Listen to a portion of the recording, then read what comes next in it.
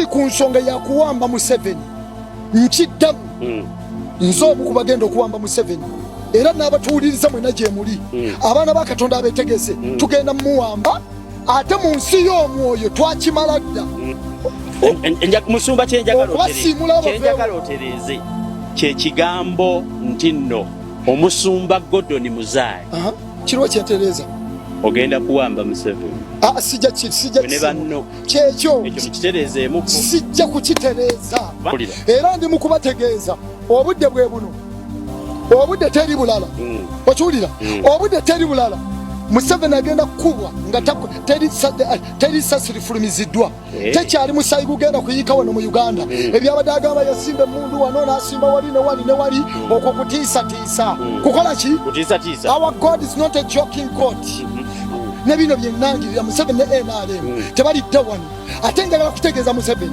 lino eggwanga teriba nkolirye Museveni agenda kufa Museveni agenda kufa ne Genetas Kalenga Namwandu sabo nze bisome nga wuli ennaku ze zibentu abaana be babeebi nga tebalina damu ku lw'omunaana twatoola ku kigambo kya Katonda ennaku za Museveni zibentu omulala ali obukulu bwe abaana be babe nga tebalina kitaabwe muhoozi ne banne bagenda kuba nga tebalina kitaabwe n'abapepusenti lwabongo nabaki abaana be babe momboze bagenda kubeera momboze bagenda kusabiriza Museveni n'abaana be bagenda Museveni ng'afudde abaana be bagenda kusabiriza banoonyenga emmere mu bifo byabwe ebyazika bagenda kunoonya emmere mu bifo ebyasika omunyazi atege byonna by'alina byonna bibalina bamala okunyaga kati bye banyaga kati ate bigenda kunyagibwa batamanyi banyagenga emirimu gye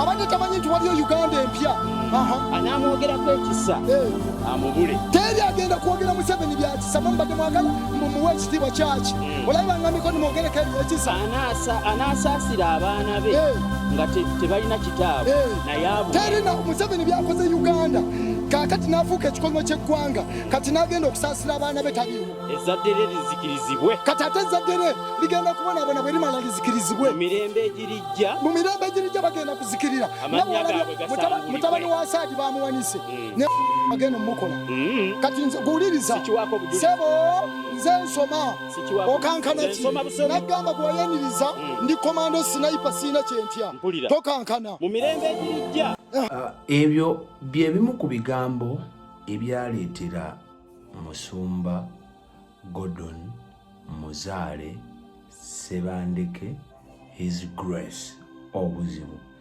era nga wenjogerera kaakano ali mu kkomera. Mbadde nfuna nga amasimu mangi kosa ne comments nga muŋŋamba soda waleetako omukulu amanyikiddwa nga Pastor Gordon najja nashutingako naye story emu etwali mu nteekateeka okujjanga okukola stories omuddiringanwa wabula wakati awo ne wabaawo ebitatambula bulungi. Twategeezebwa nti yali alwadde naye nga yali mu nteekateeka kujja kukola stories ez'omuddiringanwa wabula n'akola stories werawerako ne muganda waffe amanyikiddwa nga Kankaka. Bannayuganda abategeera omusumba ono mumutegeera abamu temumutegeera. Babadde nga bambuuza soda Pastor Gordon Muzaale aliwa twagala kumanya ebimukwatako twagala updates. Angenda soka nebaza omukulu amanyikiddwa nga Kankaka okoze omulimu gwa ttendo okubanga otegeeza bannayuganda ku nsonga nkuyanja zigenda mu maaso ku mukulu ono yavaayo n'akwatibwa. Omukulu ono ye Pastor His Grace Gordon Muzaale Sebandeke. Kigambibwa nti yakwatibwa wakati w'ennaku z'omwezi 24 n'ennaku z'omwezi 25 omwezi ogwa Desemba oba Ntenvu mu lulimi Oluganda, nga yakwatibwa bwe yali akomyewo okuva ku mirimu gye gye yaliko emitongole ng'ava mu bitundu eby'obuvanjuba bw'eggwanga lyettu Uganda, mu luzungu Eastern Uganda, ng'ava ku mirimu gye egy'obuweereza. Kigambibwa nti ab'emmotoka baali bamuswamye okuva misana lyonna era nga kigambibwa nti baatuukako ne awaka wennyini okukonfamingira ddala nti omukulu bw'abeera. Mu nteekateeka eyo baalabako ne mukyala Gordon mu nteekateeka ez'okupanga abapangisa ennyumba. omukulu ono wawangalira engeri landiroodi balandiroodi abasinga mu bamanyi tebatera kubeera mu bitundu byabwe. Yayambako landiroodi gwe twamanyako erinnya limu erya dokita okwasaganya ennyumba ezo, so abasinga batuukira ku ye n'abafowadingayo. Omukulu ono ebigambo nkuyanja byajja ayogera fe abaali bamutuukiriddeko personal we can testify nti omukulu ono yalina ebigambo ebyaddala nga biyuguumya amatu ga Munnayuganda. Yalina enteekateeka gye yantegeezaako naŋŋamba alina kye yatuuma New Uganda New Revival mu bulokole, Uganda empya n'okubbululwa okupya. N'ategeeza nti alina olukalala olw'abasumba ffe be tuyita abanene abagenzi nga beenyigira mu nteekateeka ez'okusinza Setaani kw'ossa n'okutyoboola enzikiriza ey'obulokole. Era bwe nanyumyako naye olunaku nasooka omumiitinga namusaa ku kifo kyaffe ekya bulijjo, n'agenda nga nokolayo abasumba abanene bonna b'omanyi bonna yabampa, naŋŋamba abasumba abo basaddaaka, naŋŋamba nti abasumba abo sigenda kwogera mannya gaabwe kozi bino bigambo byaliye bibye, naye nga ye yali aboogera amannya. Era mu nteekateeka ze twali tugenda okuzzaako yali asuubiza okudda abantu abatandika obbaasanguza. Egwe ky'omanya abasumba abasinga obunene mu ggwanga lyattu Uganda avaayo n'aboogerako nga bebasinza Setaani kw'ossa n'okulya ebisiyaga, era n'agamba abamu yabatuukirira. Omukulu ono bwe yali ayogera ebigambo bye yali ayogeza kye bayita authority. Omuntu ayogeza obwannannyini ng'ayogera mukambwe, nga woolabyeko ku buvidiyo obwo bwensoose okuzannyirako n'otegeera omukulu bwenkuleetedde olunaku olwaleero, in case nga gwe tomumanyi naye abamumanyi mumumanyi. Teyakoma awo, n'atuukako ne ku bukulembeze bw'eggwanga lyattu Uganda, n'atutegeeza ng'omukulembeze ebigambo ebyo yayogera byesitasobola kuddamu kwogera naye ng'abasinga mwabiwulira.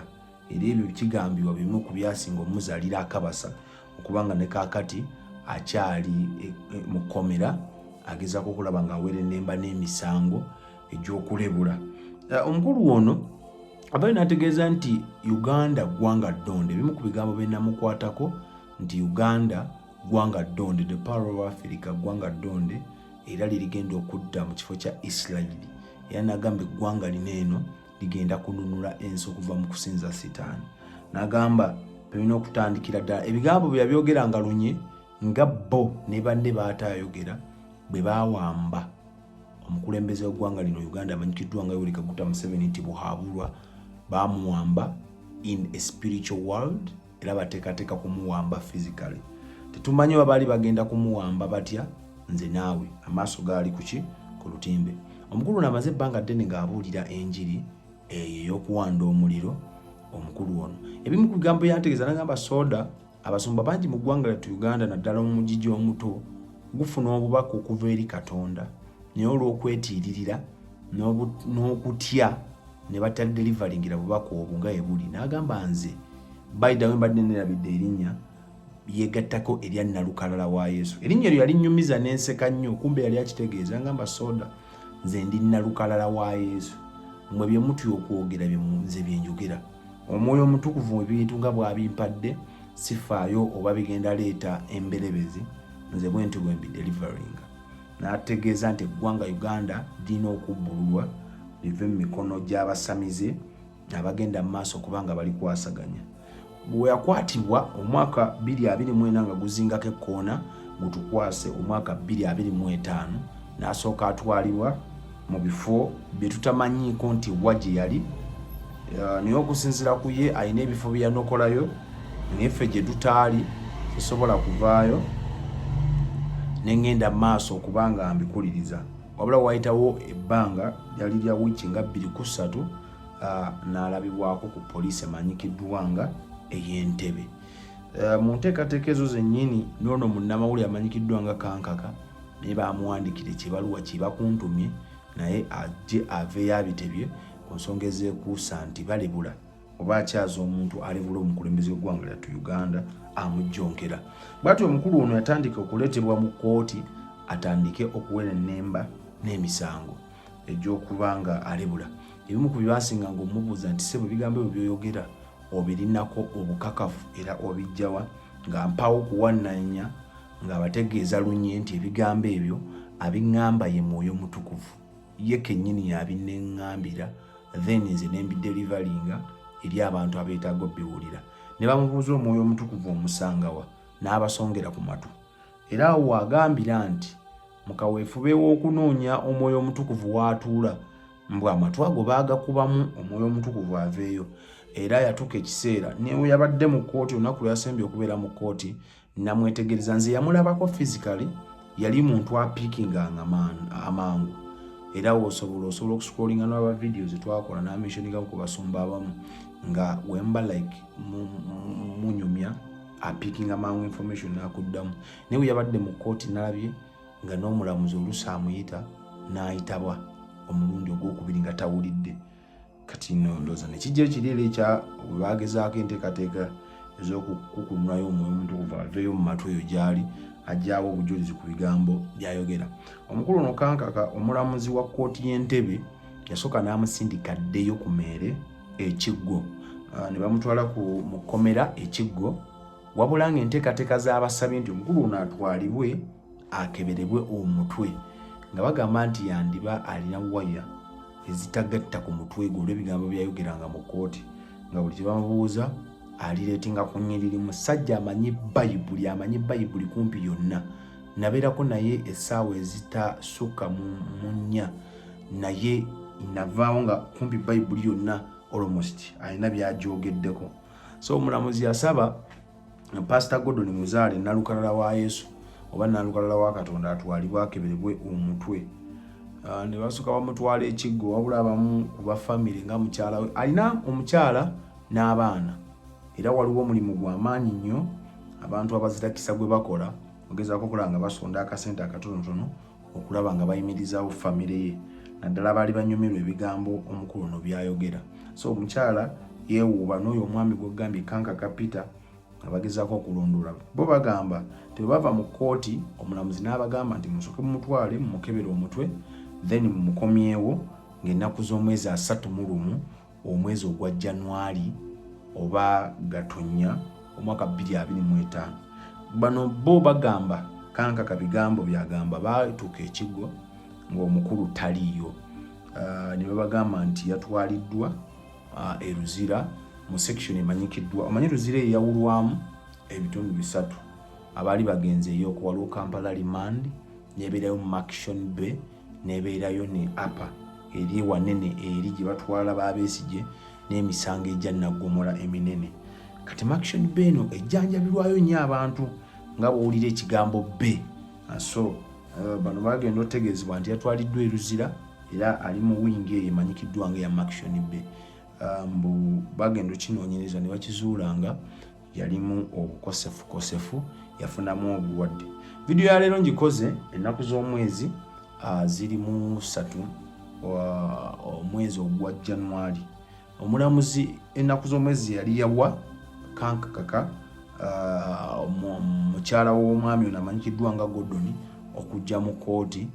Bamulinda naye nga buteerere teyalabikako mu kkooti. Era ensonga ezaalemesa omukulu n'okujja mu kkooti mpaawo yazitegeera. Bwe batyo baaliko ku kkooti ne kitegeezebwa nti baasabibwa omukulu ono akomezewo mu kkooti ng'ennaku z'omwezi 14 omwezi ogwa Mukutulansanja oba February mu lulimi lwaffe Olunyanyimbe. Naye ffenna tukimanyi nti olunaku olwa 14 olwo naddala mmwe abantu abali mu nsonga z'omukwano mubeera mu kubinuka masejjere, muba mu kwemetta bitoomi bya mukwano. Almost ebanga public holiday. Tetusuubira kubanga kooti ne office ezisinga zikola ku nnaku z'omwezi 14. Abo ababisomera mu bbaasa bwe bagamba nti era naawe nnyini ayinza obutaleetebwa mu kooti kuwulira musango gwe. Bano abagezaako okumulondoola bambi abakoze omulimu gw'ettendo baatuka mu Action Bay e Luzira nga nayo aggiddwayo nga addiziddwayo mu kkomera Ekiggo nga bw'agenda mu maaso n'okulaba nga awera ennemba n'emisango gye. Abamutuukirira era nakati batuukayo mu kyasooka basimba byawandiikibwa musajja nnyo wa Katonda nnyo wa byawandiikibwa.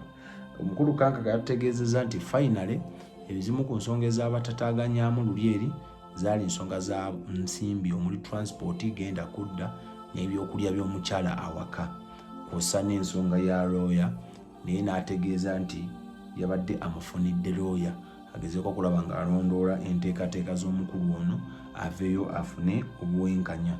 Kigambibwa nti omukulu ono okusinziira ku ssimu gye nawulirako eya mukyala we ng'ayogera agamba si gwe mulundi gwe ogwasooka okusibibwa ate si gwe gusoose ng'agenda ayogera ebigambo ebyo, wadde ku mulundi guli yali abeesinga nnyo ku basumba naddala betumanyi abanene mu ggwanga lyattu Uganda ng'ayogera ku mize gye bakola ebikola eby'okusinza sitaani kw'ossa n'okuvvoola Katonda saddaaka ze bakola yajjanga abyogera. So ku mulundi ogwo yasibibwa era kigambibwa era bwe yatuuka mu kooti ne bamugamba nti ebigambo by'oyogera ani abikutuma omujulizi aliwa ng'abajuliza omuntu amanyikiddwa nga Mwoyo Mutukuvu.